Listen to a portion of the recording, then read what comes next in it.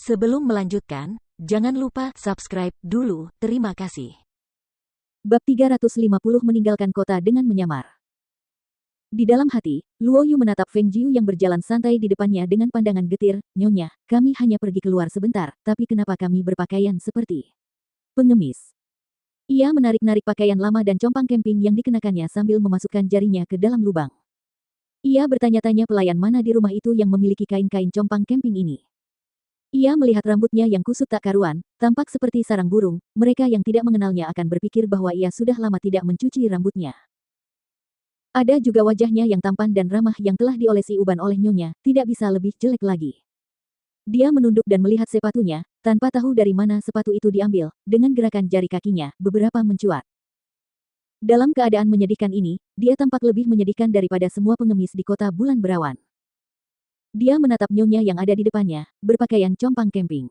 Satu-satunya hal yang lebih baik darinya adalah rambutnya tidak terlalu berantakan.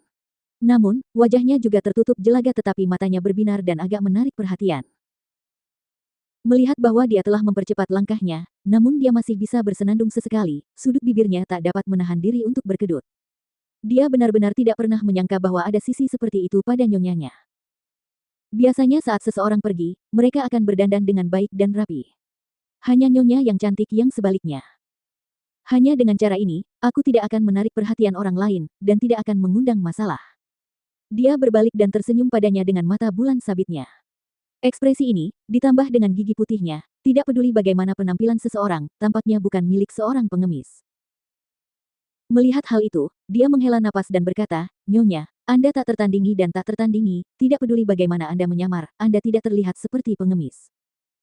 Itulah sebabnya, aku hanya mengganti pakaianku sedikit dan tidak berpakaian seperti pengemis." Dia tersenyum dan berkata, "Jalan lebih cepat. Jangan berlama-lama di kota ini." "Ya." Jawabnya tak berdaya dan mempercepat langkahnya untuk mengikutinya.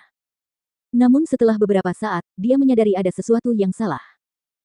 Melihat orang di depan yang memimpin, dia tidak tampak terengah-engah sama sekali, bahkan tidak ada setetes keringat pun di wajahnya.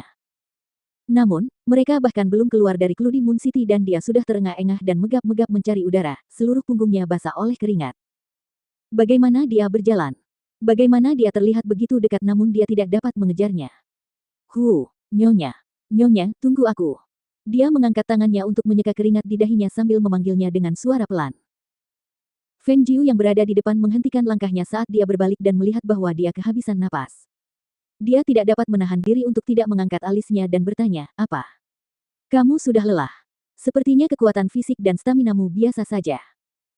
Mendengar kata-kata itu, Luo Yu berkedip sesaat dan ingin berteriak keras, "Bukan kekuatan fisikku yang kurang tetapi kamulah yang terlalu bejat."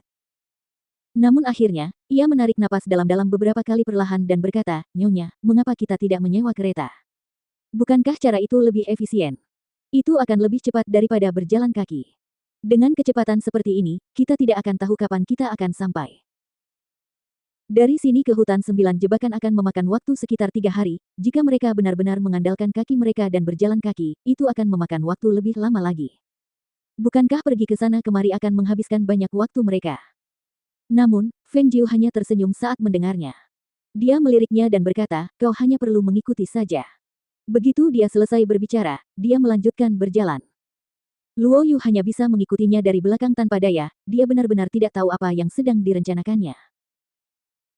Sampai mereka berdua meninggalkan kota bulan berawan dan di tempat terpencil di mana tidak ada orang lain di sekitar, Feng Jiu membalikkan tangannya dan sebuah pesawat kecil muncul di telapak tangannya. Dia melemparkannya ke depan dan pesawat itu membesar di hadapan mereka berdua.